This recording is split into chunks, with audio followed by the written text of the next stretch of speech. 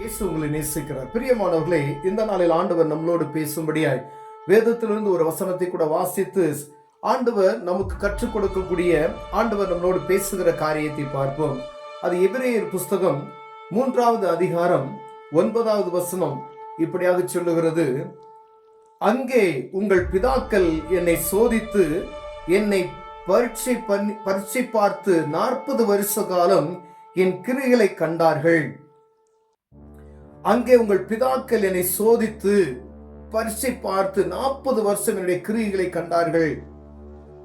ஆதலால் நான் அந்த சன்னதியை ஆலோசித்து அவர்கள் எப்பொழுதும் வலிவி போகிற இருதயமுள்ள ஜனம் என்று என்னுடைய வழிகளை அறியாதவர்கள் என்று சொல்லி என்னுடைய இளைப்பாறுதல் அவர்கள் பிரவேசிப்பதில்லை என்று என்னுடைய கோபத்தில் ஆணையிட்டே என்றார்.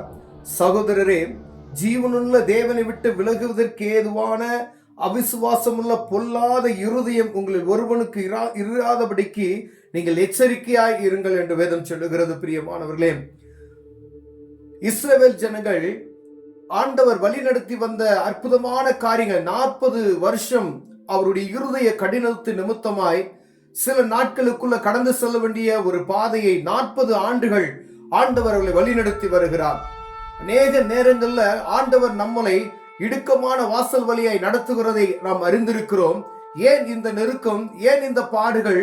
ஒரு வியாபாரம் செய்கிறேன், இல்ல ஒரு ஊழியத்திலே நான் இவ்வளவு நாள் நான் ரொம்ப கடினப்பட்டு உழைத்துக் கொண்டு இருக்கிறான், ஒரு உயர்வை பார்க்க முடியலே என்பதற்கு ஆண்டவர் இந்த இடத்துல ஒரு அற்புதமான ஒரு காரியத்தை நமக்கு எழுதி வைத்திருக்கிறார். பிரியமானவர்களே, இந்த இஸ்ரவேல் ஜனங்களுடைய பொல்லாத இருதயம், அங்கே உங்கள் பிதாக்கள் என்னை சோதித்து என்னை பரீட்சை பார்த்து ஆலோசித்தது போல. பாருங்களேன், அப்ப ஆண்டவர் மேல விசுவாசம் இல்லாதபடிக்கு அவர் செய்வார், அவர் நடத்துவார். என்னை அழைத்து வந்த தேவன் என்னை பாதுகாப்பார், என்னை அழைத்து செல்லுவார், வழி நடத்துவார், என் வியாபாரத்தின் வழியா என்னை உயர்த்துவார், அல்ல என் ஊழியத்தின் பாதையில் அவரே என்னை வழி நடத்துவார் என்பதை அவரை பார்ப்பதை விட்டுவிட்டு நாம் சுற்றி இருக்கிற ஜனங்களை பார்க்க எப்ப நம்ம மனதை திருப்புகிறோமோ ஆண்டவர் என்ன செய்வதால் நம்மள அவர் தேடல.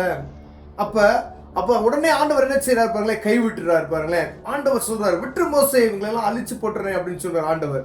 ஆனா மோசே இவர்களுக்காய் வாதாடுகிறது நிமித்தமாய் ஆண்டவர் அவர்களை வைத்து, ஆனாலும் அவர்கள் பாருங்களேன், சகோதர ஜீவனுள்ள தேவனை விட்டு விலகுவதற்கு அசுவிசுவாசமான பொல்லாத இருதயம் உங்களில் இருக்காதபடி ஒவ்வொருவனும் எச்சரிக்கையா இருக்கும்படி ஆண்டவர் விரும்புகிறார். பிரியமானவரே, உங்க எச்சரிப்பின் சத்தம் இது.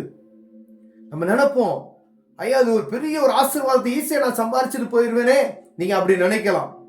ஆனா உங்களுக்கும் ஆண்டவருக்கும் உள்ள தொடர்பு, ஏன் இவ்வளவு போராட்டம்? எதை செஞ்சாலும் எனக்கு இன்னும் வாய்க்க மாட்டேங்குதே, என்ன செஞ்சாலும் எனக்கு ஒரு பெரிய ஒரு ஆசீர்வாதத்தை என்னால பார்க்க முடியலையே.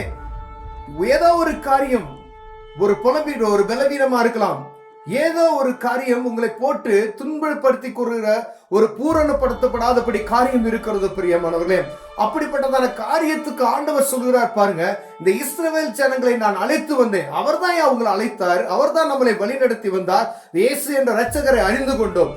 ஆனா முழுமையான ஒரு இருதயம் இல்லாதபடிக்கு வழி விலகுகிற சூழ்நிலை நமக்குள் இருக்கிறது. நம்மை நாமே சோதித்து அறிவோமையானால் ஆண்டவருடைய சத்தத்தை நீங்கள் தெளிவாய் கேட்க முடியும். உங்கள் இருதயம் எங்கு யாரை பார்த்து இருக்கிறது?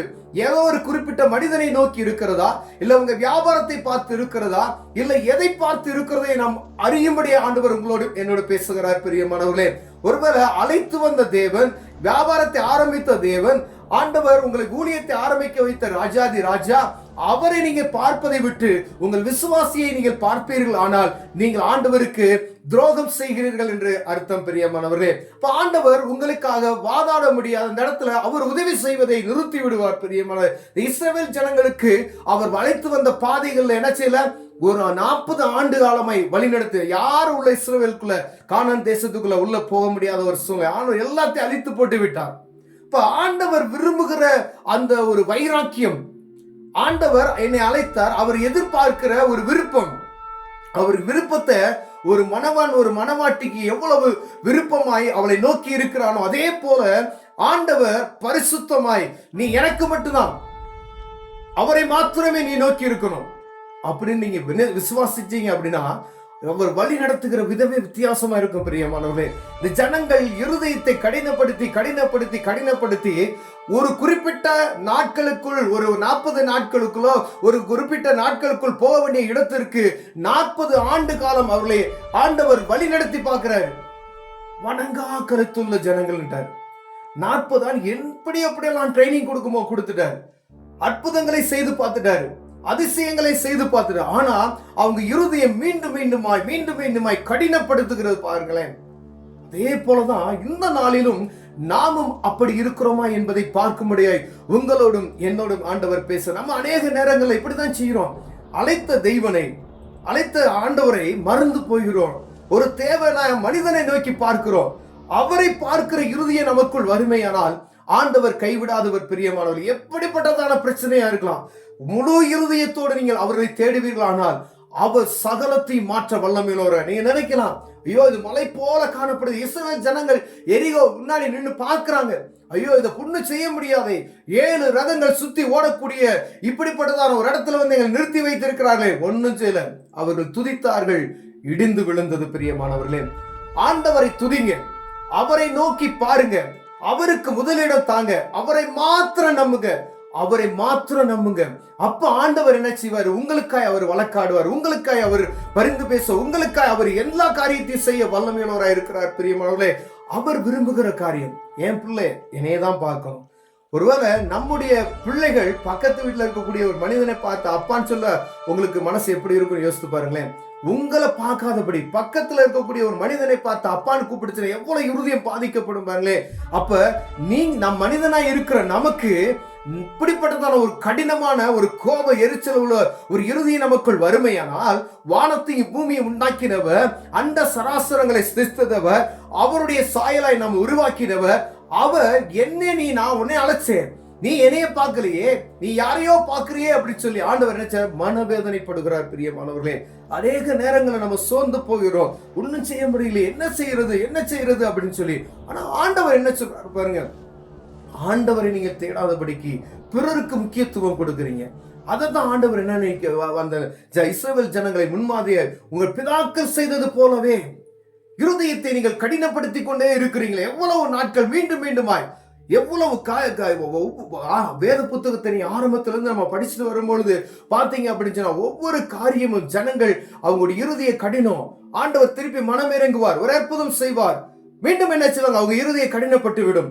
இதே அடுத்து இந்நாள் வரைக்கும் அப்படியே தான் நம்ம இருக்கிறோம் பிரியமானவர்களே. ஆனா ஆண்டவர் விரும்புகிற காரியம் பாரு, என்னை மாத்திரமே நீ நோக்கி இருக்கணும், அவரை மாத்திரமே நம்ம பார்க்கணும், வேற எந்த ஒரு காரியத்தையும் முதலிடம் கொடுக்காதவர்கள் வியாபாரமா அவர் பார்ப்பார்.